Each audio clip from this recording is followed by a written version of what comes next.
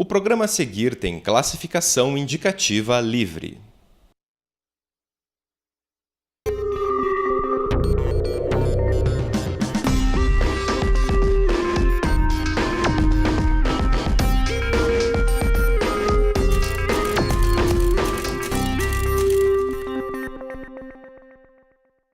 Olá, seja bem-vindo! O FPR Notícias já está no ar. E a gente começa a edição de hoje com imagens ao vivo do tempo aqui na capital paranaense. Agora é 1h02 e os termômetros marcam 25 graus.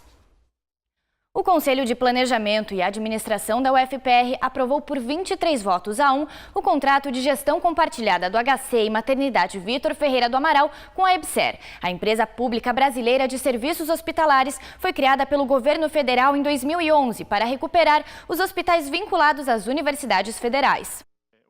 Todos os conselheiros receberam uma cópia do contrato para análise prévia. Durante a sessão, eles discutiram cada trecho do documento e sugeriram mudanças. As principais alterações foram para que o texto garantisse o apoio da EBSER às atividades de ensino, pesquisa e extensão, os recursos para pesquisa, bem como a manutenção dos espaços físicos do setor de ciências da saúde que ficam no Hospital de Clínicas. Da obrigatoriedade ao apoio ao ensino, à pesquisa e à extensão, ao ensino-aprendizagem e à formação de pessoas no campo da saúde pública. O reitor também reafirmou o compromisso de manter o emprego dos trabalhadores do quadro FUNPAR por mais 5 anos, prorrogáveis por outros 3. O processo está em andamento no Ministério Público do Trabalho. E temos agora também, como uma providência já imediata, o comunicado ao Ministério Público do Trabalho de que hoje vamos estar assinando nos próximos dias o contrato e aí vamos celebrar um termo de ajustamento de conduta. Queremos garantir os 5 anos de estabilidade para esse corpo funcional da fundação, do quadro FUNPAR e, se possível, até esses mais 3 para aqueles que já estejam em pré-aposentadoria. Então, eu acho que é a solução que a gente havia prometido. Manter o hospital funcionando sob a égide da universidade, em cogestão com o Ministério da Educação, mas recebendo pessoal e recursos financeiros e protegendo a nossa comunidade de qualquer sobressalto. Não vai haver guilhotina, não vai haver nenhuma demissão precipitada. 2 representantes do CEP, o Conselho de Ensino, Pesquisa e Extensão, foram autorizados pelos conselheiros do COPLAD a participar da sessão sem poder de voto. O contrato com as alterações foi aprovado por 23 votos a 1. A previsão é que o concurso público para contratar os novos funcionários seja aberto no primeiro semestre de 2015. Os aprovados serão chamados em lotes de 200 pessoas para que os profissionais possam ser treinados e inseridos na equipe. Após a assinatura do contrato, a diretoria atual já participou de um seminário em Brasília. Há um período de aproximadamente 4 meses onde é feita a seleção da empresa que irá fazer o concurso, né? É um período de licitação, enfim, que a própria EBSER faz, né? Depois tem um período de 1 mês, mês e pouco para organizar o concurso. E a partir da efetivação do concurso começam a ser as chamadas, que são graduais, né? Então a entrada é 150, 200, na verdade, concursados por chamada. A necessidade de treinar, qualificar, alocar no setor correto, tal. Então isso leva um tempo. Então imagino que deve estar começando no final do primeiro semestre. E ontem o reitor Isaac Akil Sobrinho esteve em Brasília para assinar o contrato de cogestão entre o HC e a Maternidade Vitor Ferreira do Amaral com a EBSER. A estimativa é que a empresa contrate cerca de 2.000 servidores para suprir a falta de funcionários do Hospital de Clínicas. O contrato estabelece que tanto o hospital quanto a maternidade permaneçam prestando atendimento totalmente pelo SUS. E este fim de semana acontece a primeira fase do vestibular da UFPR. O processo seletivo desse ano será o maior da história. Mais de 57 mil candidatos vão disputar 6.755 vagas. E agora a gente conversa ao vivo com a repórter Eleonora Mendonça, que está com o coordenador do Núcleo de Concursos, o professor Mauro Belli. Olá, Eleonora. Oi, Andréia. É exatamente o maior vestibular da história da UFPR. O professor Mauro Belli vai nos dar alguns detalhes sobre a primeira fase. Professor, quantas pessoas estão envolvidas para garantir aí o bom funcionamento dessa primeira fase? São mais de 4.500 colaboradores para atender à demanda. Certo. E, professor, quais os mecanismos utilizados pela universidade para garantir a segurança do vestibular? O processo é complexo e possui vários momentos e vários mecanismos diferentes para garantir a segurança do processo, né? Nós temos aí a questão da elaboração das provas com uma equipe altamente qualificada, né? O pessoal envolvido com condições de fazer provas bastante consistentes, e além disso nós temos também a questão do deslocamento de provas, a impressão de provas. O deslocamento de prova acontece com a participação da Polícia Federal, Polícia Militar. Enfim, nós temos uma série de ações visando a garantia da segurança, da inviolabilidade das provas, né? Além disso, o candidato é identificado também através da impressão digital. São mecanismos que são básicos em termos de segurança e que o núcleo de concurso procura fazer cumprir. E esse vestibular tem várias novidades, né, professor? Quais são elas? A principal novidade em relação à questão da prova, a questão de avaliação, é que esse ano não estaremos mais utilizando o Enem, né? Então os candidatos terão a nota integralmente computada a partir das provas aplicadas no processo seletivo nosso, né? Além disso, nós estaremos fazendo o vestibular dos cursos do litoral, que até o ano passado era feito em julho, e a partir desse ano está junto com os demais cursos. Além disso, tem ainda os cursos de jandaia que este ano iniciaram, mas que em 2014 foram com vagas somente do SISU, e a partir de 2015 estaremos utilizando vagas a partir do processo seletivo nosso também. Que documentos que esse estudante precisa aportar no dia da prova? É muito importante que eles acessem o site do núcleo de concurso, obtenham o comprovante de instalamento. Com o comprovante de instalamento com todas as informações sobre o local de prova, comparecer ao local de prova munidos de documento oficial de identidade. No caso do extravio da identidade, o candidato pode apresentar também um boletim de ocorrência, né? Registrar o fato na delegacia, com o boletim de ocorrência ele consegue fazer a prova. Certo. Com quanto tempo de antecedência esse estudante tem que estar no local de prova? Os portões serão abertos às 12h30 e fechados às 13h30. Nós temos um intervalo de 1 hora para que o candidato consiga se acomodar no seu local de prova, né? Então nós sugerimos que o candidato chegue antes do meio-dia, ideal, meia hora antes da abertura dos portões, para não haver nenhum atropelo. E o que o estudante pode levar para utilizar durante a prova? Ele pode levar a caneta, né? Caneta esferográfica transparente preta, lápis ou lapiseira e borracha. Com relação à água? Ele pode levar água desde que seja em garrafa transparente, sem rótulo, né? E alimentos nem pensar, né? Os alimentos eles devem ser, se houver necessidade por recomendação médica, somente na inspetoria. Na sala, no local de prova, é proibido. Que atitudes que levam à eliminação de um candidato? O candidato, são várias atitudes, mas principalmente a questão da estar portando algum equipamento eletrônico.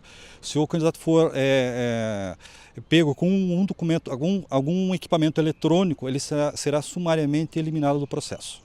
Para finalizar, professor, quando é que será divulgado o resultado dessa primeira fase? A previsão é dia 24 de novembro. Né?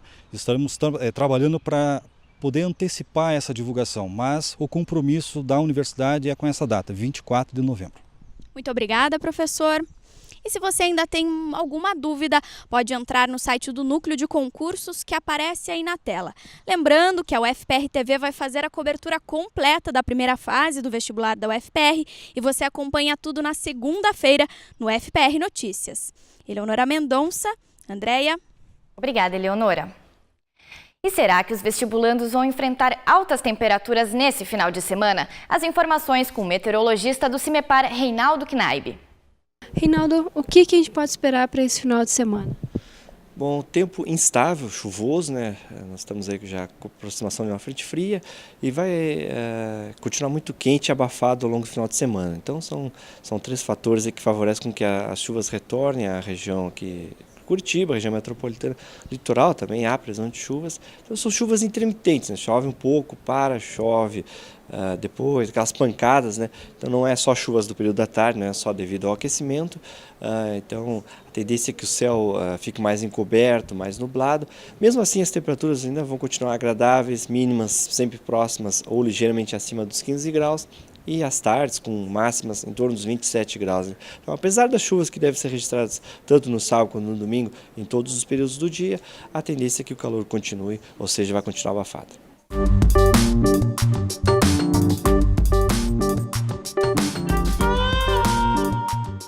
O final de semana será de tempo instável em Curitiba. No sábado, a previsão é de sol com pancadas de chuva em alguns períodos do dia. A mínima será de 16 graus e a máxima de 25 graus. O domingo será parcialmente nublado com chuva no fim da tarde. A máxima deve chegar aos 27 graus. Aplicar os conceitos estudados em sala de aula de uma forma diferente e divertida. Esse é o objetivo da competição da Ponte de Papel, que já está na 4ª edição. Funciona da seguinte forma: a partir dos conhecimentos de mecânica geral, os estudantes devem construir um modelo reduzido de uma ponte de papel treliçada. Aquela que aguentar mais peso ganha a competição. O evento começa no sábado e qualquer estudante, inclusive de fora da Federal, pode participar mediante uma inscrição que já terminou. A montagem das pontes fica para o dia 1º de novembro e o rompimento delas para o dia 5. Mais informações no site que está aí na sua tela. Eleonora Mendonça para o FPR Notícias. E vale lembrar que na semana que vem você vai ver aqui no FPR Notícias uma reportagem completa sobre as pontes de papel. Essa semana foi comemorado o Dia do Servidor. Uma série de atividades foram realizadas para celebrar a data. Entre elas, a Gincana do Bem, que foi uma das novidades dessa edição. Veja como foi a premiação e os outros detalhes do evento. Esse ano, a 19ª Semana do Servidor tem como tema a sustentabilidade. O objetivo é mostrar pequenas atitudes do dia a dia que tornam o nosso planeta melhor. A cerimônia de abertura aconteceu na quarta-feira no Teatro da Reitoria. Olha, uma semana cheia de atividades, né? Começou hoje com essa premiação, já tinha começado com gincana, atividades descentralizadas. Hoje nós estamos espalhados no estado, então Palotina, Jandaia, com certeza o litoral. E aqui agora começa, né? Então vamos ter a tenda com atividades na quinta e na sexta, atividades musicais, culturais, recreativas e fazendo esse espírito de união, de harmonia, de uma família como é a grande família da Universidade Federal do Paraná. Além do pronunciamento do reitor Zac Akel Sobrinho, apresentações foram realizadas. Na ocasião, as equipes vencedoras da Gincana do Bem, que terminou nessa quarta, foram conhecidas e devidamente premiadas. Foi uma experiência inigualável. Nesses 34 anos de trabalho na universidade, para mim foi muito gratificante.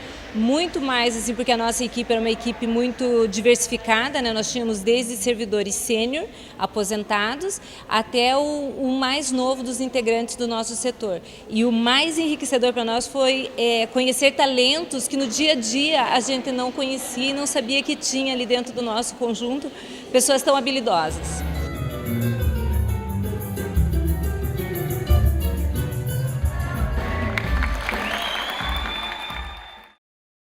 E dando continuidade às atividades da Semana do Servidor, hoje à tarde o reitor estará das 2 às 3 na tenda do pátio da reitoria para receber servidores e conversar com eles. Os detalhes você encontra no site da UFPR. A Capela Nossa Senhora do Carmo, mais conhecida como Capela da Reitoria, tem 56 anos de tradição e em agosto ela foi reinaugurada depois de quase um ano de reformas. O colorido dos 42 metros de vitrais garantem um belo visual e essa semana a capela abriu as portas para um culto interreligioso. Com o objetivo de consolidar a reinauguração do espaço da Capela da Reitoria, foi realizado um culto interreligioso na noite de terça-feira. Com a presença de 7 religiões diferentes, o culto marcou a retomada das atividades da capela, reinaugurada em 7 de agosto deste ano. Estiveram presentes representantes das igrejas católica, ortodoxa, batista e luterana, além de terreiros de Umbanda e Candomblé e da Federação Espírita do Paraná. Foi a oportunidade de mostrar o respeito da UFPR com todas as religiões, independente da fé de cada um. Elba Ramalho está completando 35 anos de carreira e está em Curitiba para uma apresentação especial. A repórter Alexandra Fernandes bateu um papo com a cantora sobre a carreira e o show de hoje, que será às 9 da noite no Guairão. Veja. O show comemora o Rei do Baião. São 22 canções interpretadas por Elba Ramalho, que estará aqui em Curitiba. Bom, Elba, conta um pouquinho pra gente então o que o público vai encontrar quando chegar lá no Guairão. Espetáculo maravilhoso, isso eu posso garantir. Vamos começar, que a grande maravilha do espetáculo foi a ideia e a obra do Gonzaga. Ela veio de uma pessoa, ela idealizou, ela formatizou na cabeça, mas ele quem dá o primeiro passo no espetáculo é a obra de Luiz Gonzaga. E ela sugere os afins. Os afins são os compositores que, de certa maneira, receberam influência de Gonzaga. E a semente de Gonzaga é uma semente boa, as árvores são frondosas, vamos dizer assim.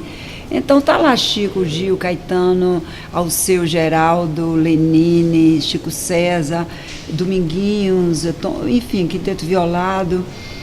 Segundo passo para que o espetáculo tenha se tornado grandioso e tenha sido tão bem elogiado pela crítica e muito aplaudido, é como eles formatizaram a Orquestra Sagrama, o grupo Encore, são dois grupos, duas cameratas de São Paulo. Um é um quarteto de cordas, o outro é uma camerata com a formação erudita e que lê as músicas populares numa linguagem erudita. Então imagina 16 músicos tocando essas obras todas, tão densas, tão fortes, às vezes alegres, mas muito mais dramáticas. E aí vem a minha voz, aí vem a atriz também que eu tive que buscar, né, do começo. Acho que tá, né? Ela nunca saiu. Né? E vieram os textos do Cláudio Moreno, que é um autor teatral muito premiado hoje no Brasil, alguma inserção do João Cabral de Melo Neto. Enfim, um cenário lindíssimo, todo de projeção, conta a história dessa caminhada do sertão ao mar. É uma peça assim, muito rica da nossa cultura. E comemora também seus 35 anos de estrada, né? Isso já é o acréscimo, vamos dizer assim. O diretor também, que é o André Brasileiro, pernambucano, queridíssimo, meu fã. Eu comecei teatro com o tio dele, grande Luiz Mendonça, no passado, e o sonho dele era estar no palco, assim, me dirigindo, e de repente ele lembrou que era meus 35 anos, e a gente colocou na programação, porque na verdade está sendo o espetáculo do ano. Apesar de eu trabalhar bastante com várias versões do meu próprio show, mas esse espetáculo ele veio provocar uma sensação assim diferenciada em quem assiste, na crítica. É muito instigante quando a gente acha que está tudo perdido culturalmente. Vem esse espetáculo e mostra que a nossa riqueza cultural realmente nos fortalece. Ok, Elba, muito obrigada, viu, pela sua presença aqui no nosso telejornal e sucesso aí no show, viu? Obrigada. Veja outras opções de diversão para o final de semana na Agenda Cultural. Neste final de semana, a Camerata Antiqua de Curitiba apresenta obras de importantes compositores italianos. O concerto será realizado sob a regência do maestro Emanuele Baldini, com a participação de grandes nomes, como as sopranos Natália Áurea e Cíntia de Los Santos, e também o contratenor Paulo Mestre. O espetáculo será na sexta-feira, dia 31, às 8 da noite, na paróquia Nossa Senhora Aparecida. A entrada é de graça. No sábado, a apresentação será às 6h30 da tarde, na Capela Santa Maria. A entrada custa R$ 30,00 e R$ 15,00 a meia. No primeiro domingo do mês, é realizado o encontro de danças circulares, que são dançadas em círculos de mãos dadas e com passos simples, que proporcionam meditação e movimento, trazendo equilíbrio para o corpo. O encontro é realizado no pátio coberto do Centro de Criatividade de Curitiba. O FPR Notícias termina aqui. Para rever essas e outras reportagens, acesse o nosso site e as redes sociais. A gente se vê na segunda-feira. Um ótimo final de semana para você!